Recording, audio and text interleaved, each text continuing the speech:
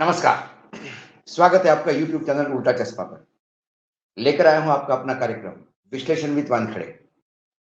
विश्लेषण भाषणों पे ही करना होगा क्योंकि इस अमृत काल में झूठ बहुत अच्छी तरह से परोसा जा रहा है और जब ताकत से झूठ परोसा जाता है तो फिर वो सच लगने लगता है। कल ही 9 तारीख को आसाम के लखीमपुर में देश के गृह मंत्री आदरणीय अमित शाह जी चुनावी सभा में संबोधित कर रहे थे। वहां भाजपा के प्रधान बरुआ दूसरी बार किस्मत आजमा रहे हैं। पिछली बार वो चुनाव जीते थे, वहीं से सांसद थे। तब कांग्रेस पे प्रहार करते हुए सीधे इतिहास में अमित शाह लोगों को ले गए और उन्होंने कहा कि नेहरू जी ने तो आसाम को भगवान भरोसे छोड़ के बाय बाय कह दिया था। ये नरेंद्र मोदी ही है जिनके कार्यकाल में 1 इंच जमीन भी कोई ले नहीं सकता। जवाहरलाल नेहरू को बार बार कोसना और इतिहास के अतीत में बार बार ले जाना, ये भाजपा को नेता को सुहाता है क्योंकि उसका एक कारण है। वर्तमान पीढ़ी जानती नहीं कि सही चीज क्या है। गोदी मीडिया इसको बढ़ा चढ़ा के बताकर वस्तु स्थिति और सत्यता लोगों से दूर रखने का प्रयास करती है।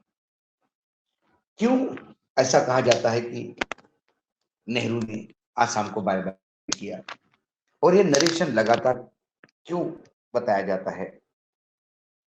बात 1962 की है, जब भारत और चीन की नीति को लेकर संघ और हिंदू बहुल पार्टियां यानी हिंदू विचारधारा वाली पार्टियां लगातार नेहरू का विरोध कर रही थी, तो नेहरू ने एक ऑल इंडिया रेडियो पे लंबा भाषण दिया, 1 डेढ़ घंटे का।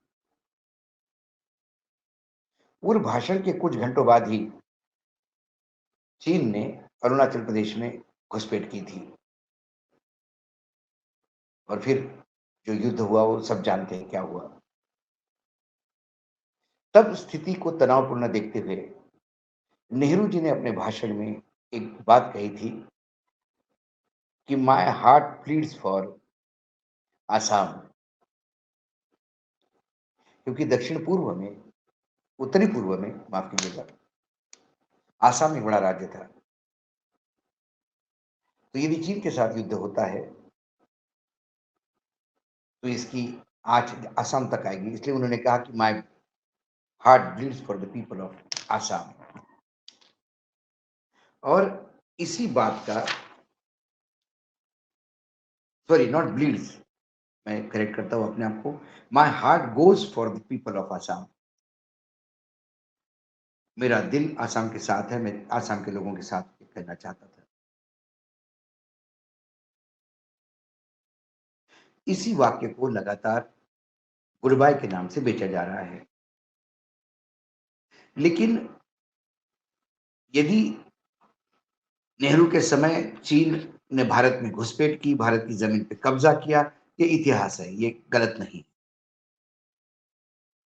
लेकिन उसके बाद उस 1962 के बाद पहली बार यदि कोई बड़ा घमासान वहां हुआ तो वो 2020 में हुआ, जब हमारे 20 से ज्यादा जवान, बड़े अधिकारी शहीद हुए। 2020 से चाइना के फ्रंट पे लगातार घमासान हो रहा है। तब जब खबरें छपती थी अखबार में कि चीन घुसपैठ कर रहा है, तो लगातार प्रधानमंत्री जी और सरकार इस बात पे अड़ी हुई थी कि भारत की भूमि का 1 इंच भी कोई नहीं ले सकता, और वो लगातार इस बात को मना करते थे। जब क्रिमिश एरिया में हाथापाई हुई और फिर 30 सैनिक हमारे शहीद हुए। वो सबसे ज़्यादा शहादत थी 1962 के बाद उस क्षेत्र में। सरकार अलर्ट मोड पे आई। फिर भी ज़मीन किसकी-किसके पास है, इससे बात करने के बजाय उन्होंने हमारे 20 मारे तो हमने उनके 40 मारे, ये आंकड़ेबाज़ी में सरकार उलझाती रही, शहीदों को नमन करती रही। जब भी चीन कैसा घुसा भारत भूमि पे सवाल उठने पे, उसे देशद्रोही करार देती थी कि लोग शहीद हो रहे हैं और आप चीन की बात कर रहे हैं। सरकार इस सवालों के भागती रही।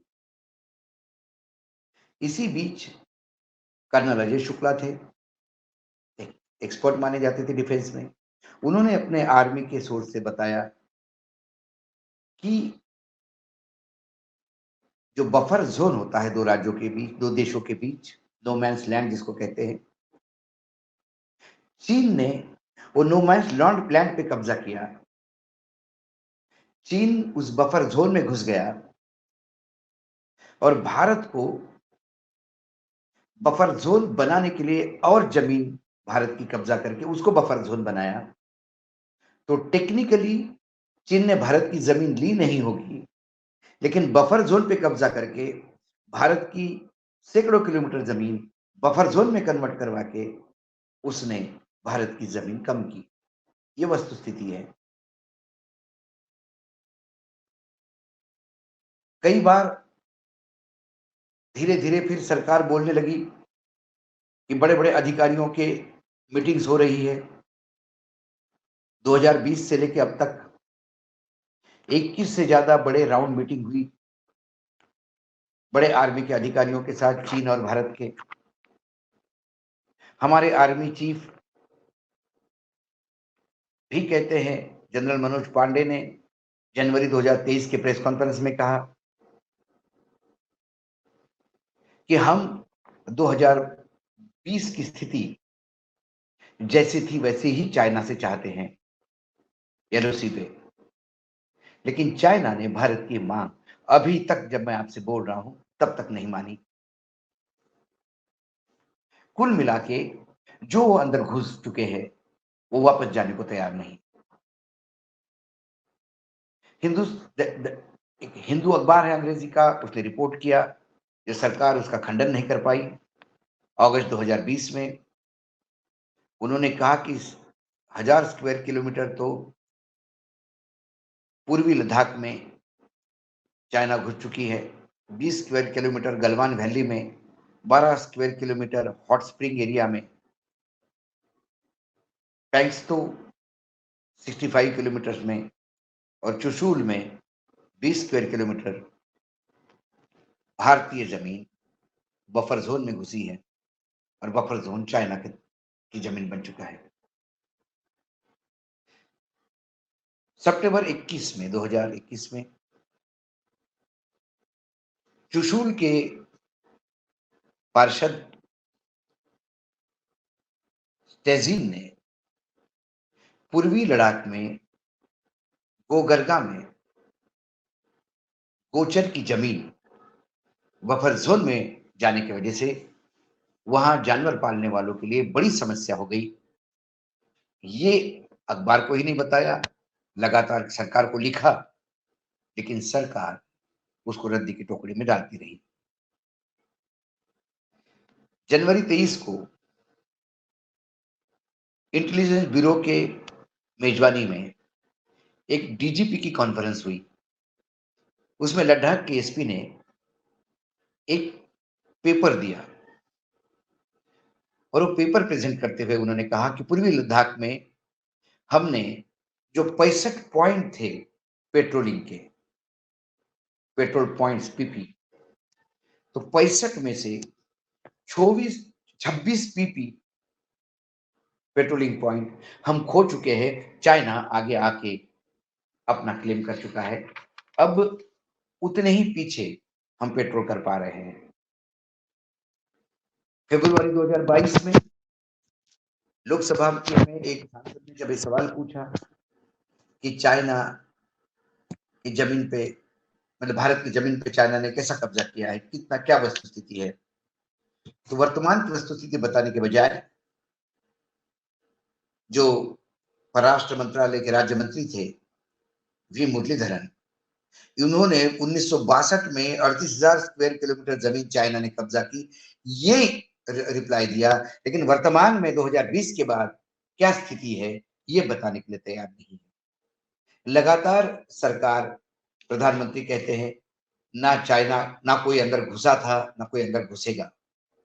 जब अंदर कोई घुसा ही नहीं था और न कोई घुसेगा, ये स्थिति है, तो फिर 21 राउंड बातचीत के क्यों हो रहे हैं? फिर आर्मी के जनरल क्यों कहते हैं कि 2020 की स्थिति में चाइना को वापस जाना होगा? चाइना घुसा ही नहीं तो वापस कहां से जाएगा? कुल मिला के जो कुछ हुआ वो जनता से छुपाओ, ज्यादा सवाल पूछने पे इतिहास में ले जाओ। यही एक नया तरीका वर्तमान सरकार ने दिया है। नेहरू इतने तो ईमानदार थे कि चाइना ने जमीन ली तो उन्होंने एक्सेप्ट किया, चाइना अंदर घुसा तो एक्सेप्ट किया। वर्तमान सरकार, चाइना ने बफर जोन कब्जा करके भारतीय जमीन में बफर जोन बनाया और हमारी जमीन हमने खोई, इसके बारे में चुप्पी साधी है। लगातार बात होती है कि चाइना 2020 की स्थिति पे चली जाए, दूसरी तरफ कहते हैं ना कोई घुसा था ना कोई घुसेगा। ये सच्चाई है जो आपके सामने है। आज इतना ही, कल फिर आऊंगा किसी विषय के साथ। तब तक के लिए नमस्कार। देखते रहिएगा यूट्यूब चैनल उल्टा चश्मा।